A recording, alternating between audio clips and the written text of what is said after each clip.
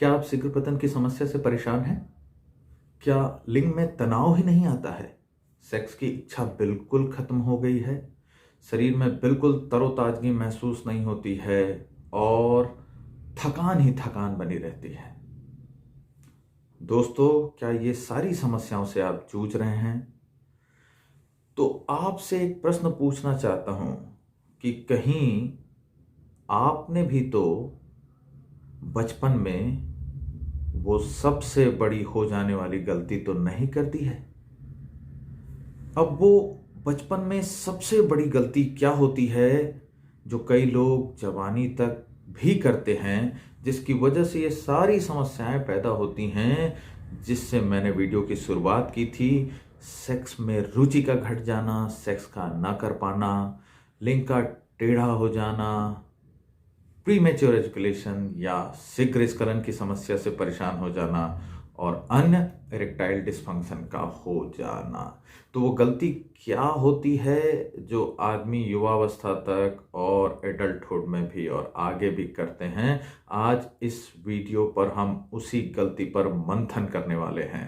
तो अगर आप भी आज जानना चाहते हैं सेक्स की समस्याओं के मूल कारण को, तो बने रहिए इस वीडियो पर। मैं आपका दोस्त डॉक्टर ज्ञानेंद्र झा आप सभी का स्वागत करता हूं। मैं एक मनोचिकित्सक हूं, सेक्सोलॉजिस्ट हूं और डी एडिक्शन एक्सपर्ट हूं। दोस्तों, उस बचपन की गलती पर आने से पहले मैं चाहूंगा उस वाक्य को आपके साथ शेयर करना, जिस वाक्य की वजह से इस वीडियो को बनाने के लिए मैं बाध्य हुआ। क्योंकि कहीं ना कहीं मेरे उस मरीज की तरह लाखों करोड़ों मरीज देश में, विदेश में, विश्व में घूम रहे हैं, भ्रमित हो रहे हैं।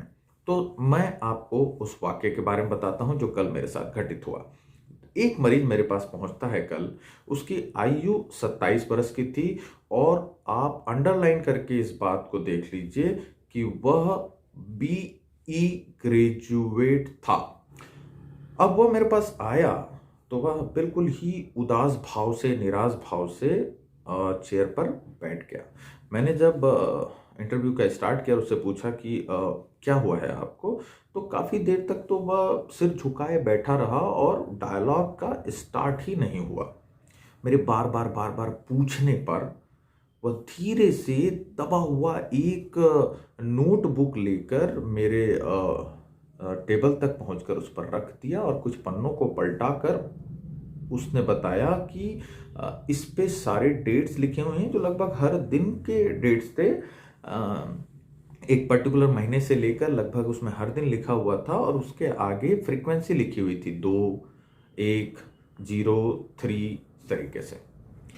और वह चुपचाप अपनी जगह पर जाकर पुनः उसी मनोभाव और स्थिति में बैठ गया। मैंने उससे पूछा कि यह क्या है, तो बहुत बार पूछने पर अपराध भाव से उसने कहा कि सर इस फ्रीक्वेंसी से मैं करता हूं। ध्यान दीजिए, इस फ्रीक्वेंसी से मैं करता हूं। अब जिसका मैं इंटरव्यू कर रहा हूं वह अविवाहित है। निश्चित तौर पर मैं समझ गया कि ये महोदय किसके बारे में बात कर रहे हैं। फिर भी मैंने कहा कि मैं नहीं समझा कि इस फ्रीक्वेंसी से आप क्या करते हैं। तो बहुत प्रयत्न करने पर उसने डायलॉग ओपन किया। उसने कहा कि सर इस फ्रीक्वेंसी से मैं मास्टरबेशन या हस्तमैथुन करता हूं। Okay, clear.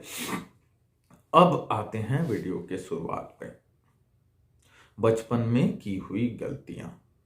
अब बचपन में की हुई कौन सी गलती की बात हम लोग कर रहे थे? मास्टरबेशन की। तो सवाल ये उठता है कि यह पेशेंट जो मेरे पास बैठा था, वह मेरे पास आने का जो मुख्य कारण था वह था मास्टरबेशन को वह रोकना चाहता है। फ्रीक्वेंसी क्या है उसकी? कभी 0 भी है, कभी नहीं भी करता है, कभी 1 बार करता है, कभी 2 बार करता है, मैक्सिमम 3 बार करता है। ठीक है, ऐसे भी दिन मैंने देखे जब 2-3 दिन वो नहीं भी करता है। ओके, अब मास्टरबेशन वह करता है, यह वह रोकना चाहता है, लेकिन क्या सोचता है यह सोचने वाली बात है। वह देखता है कि उसके बाल झड़ते हैं, वह देखता है वो हमेशा तनाव में रहता है, वह देखता है कि उसका मन उदास रहता है, वह देखता है कि उसकी फोकस सही से नहीं हो पा रही है और वह इस अपराध बोध में है कि वह मास्टरबेशन करता है। इतने अपराध बोध में हैं कि इस बात को वह किसी से डिस्क्लोज नहीं करता है। इवन मेरे पास भी आता है, तो जब मैं बार बार बारंबार उसे पूछता हूं, तब वह जाकर अपराध भाव से ही मुझे कहता है कि सर मैं मास्टरबेट या हस्तमैथुन करता हूं। तो दोस्तों, अब यह है मिलियन डॉलर क्वेश्चन कि क्या मास्टरबेशन से सेक्सुअल डिसफंक्शन रिलेटेड है? क्या मास्टरबेशन करने से गिल्ट का एहसास होना चाहिए? क्या मास्टरबेशन करने से आपका सेक्सुअल लाइफ कॉम्प्रोमाइज होता है? क्या मास्टरबेशन करने से XYZ जो सारे मिथ फैलाए गए हैं वो होते हैं? तो मेरा आंसर कैपिटल लेटर में, बहुत बहुत बहुत बड़े कैपिटल लेटर में NO, नो है। अब आप कहेंगे सर आप कैसी बातें कर रहे हैं, हमने तो बहुत जगह देखा है, बहुत जगह पढ़ा है, बहुत लोगों से सुना है। यही बात कहा था मेरे मरीज ने जब उस समय मैंने कहा था कि बेवजह ही तुम परेशान हो रहे हो। उसने कहा था सर ऐसा कैसे हो सकता है, मुझे तो एहसास होता है। एहसास आपको होगा, क्यों नहीं होगा? आपका मस्तिष्क जिस बात को पकड़ लेता है, जिस बात को मान लेता है, वैसा ही आपका शरीर एहसास करता है या व्यवहार करता है। यकीन मानिए, ब्रेन वॉश इसी को ही कहते हैं। अगर मैं आपसे रोज कहूं कि चाय पीना गलत है, चाय पीना गलत है, तो आप चाय की प्याली की तरफ देखने पर भी अपराध का एहसास करने लगेंगे। बनिस्पत यह इतनी गहराई से होना चाहिए बात कि आपके अवचेतन मन, आपके सबकॉन्शियस माइंड में पहुंच जाए। और ये बचपन की गलतियां, आप जो कोई भी 30-40 बरस का जो बंदा होगा, जो मेरे ऑडियंस होंगे, जो इसको देख रहे होंगे, तो आप याद कीजिए कि जब हम छोटे छोटे थे, बच्चे थे, जो आजकल थोड़ा कम मुझे नजर आता है, तो गांवों के प्लेटफॉर्म के दीवारों पर ये लिखा होता था कि बचपन की गलतियों से ये हुआ वो हुआ, और आप संपर्क करें रविवार के दिन, यहाँ पर फला उपलब्ध, ये साहनी तो ये साह उपलब्ध। अब देखिए, ये सारी चीजें हमारे बहुत पुराने रिमोट मेमोरी में डले हुए हैं, मतलब ऐसी यादों में डले हुए हैं कि जिसको इरेज करना हम लोगों के बस की बात नहीं। अब याद करिए, आप 5 दिन पहले की बात भूल जाएंगे, 1 महीने पहले की बात भूल जाएंगे, 5 महीने पहले की बात भूल जाएंगे, लेकिन मैं आपसे पूछूंगा 10th के दोस्तों के नाम बताइए। 10वीं में कितने प्रतिशत अंक आए थे? 12वीं में आप कहाँ थे? 8वीं आपने कहाँ से किया? आप नहीं भूलेंगे, आप नहीं भूल सकते। आदमी आसपास अभी अभी हाल की मेमोरी भूल जाती है, लेकिन रिमोट मेमोरी वो मेमोरी होती है जो इंसान की रिसेंट इमीडिएट मेमोरी के बहुत बहुत बहुत बहुत बहुत बाद तक बनी रहती है। तो दोस्तों, आपके अवचेतन मन में यह गड़ा के लिख दिया गया है, और यह अंडरलाइन शब्द है बचपन की हुई गलतियां। तो यही समस्या है हमारे पढ़े लिखे नौजवानों में कि जो मास्टरबेशन गिल्ट में आ जाते हैं। अब देखिए दोस्तों, वैसे तो अगर इस टॉपिक पे मैं बात करने जाऊं और साइंटिफिक फैक्ट्स आपके साथ शेयर करूं, तो ये इतना लंबा टॉपिक हो जाएगा कि आप परेशान हो जाएंगे, या आप पहले ही बोलेंगे सर अब ये तो बहुत लंबा वीडियो बनाते हैं, बंद किया जाए। फिर भी कुछ फैक्ट्स आपको जरूर बता दूं। आप सोचिए, मेरे पास जो पेशेंट आया है वो 28 बरस का है और वो अविवाहित है, तो क्या उसके अंदर इरोटिक थॉट्स नहीं आएंगे? क्या उसके मन में सेक्स की इच्छा नहीं होगी? तो क्या मैं उससे कहूं आप जाइए प्रोस्टिट्यूट के पास जाइए? क्या मैं उससे कहूं कि आप जाके कोई अवैध संबंध बनाइए? बिल्कुल ऐसा करना उचित नहीं होगा।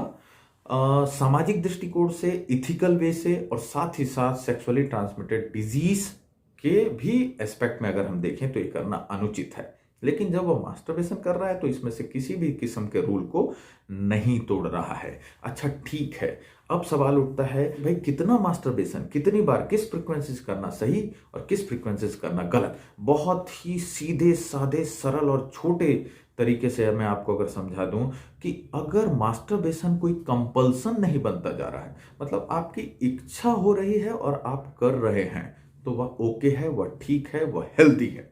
लेकिन अगर वह कंपल्सन में तब्दील हो गया है कि नहीं, जब तक मैं करता नहीं हूं, चाहे 1 बार, 2 बार, 3 बार, 5 बार, तब तक मुझे नॉर्मल फील नहीं होता है, मतलब I am bound to do this masturbation act, जब वो कंपल्सिव बिहेवियर आपका बन जाए तो वह पैथोलॉजिकल हो गया है। लेकिन आप अगर दिन में 1 बार कर लिए, इच्छा हुआ, दिन में 2 बार इच्छा हुआ कर लिए, दिन में 3 बार इच्छा हुआ और कर लिए, और उसके पश्चात आप नॉर्मल जिंदगी बिता रहे हैं और वह मास्टरबेशन का थॉट आपको परेशान नहीं कर रहा है, तो इट इज नॉट पैथोलॉजिकल।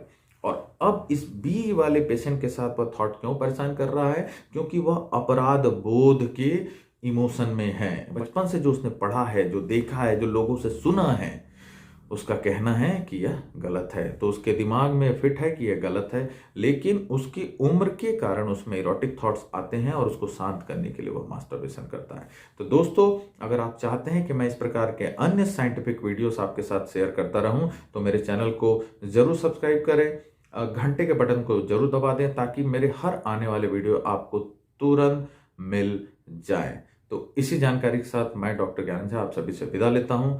जय हिंद, जय भारत।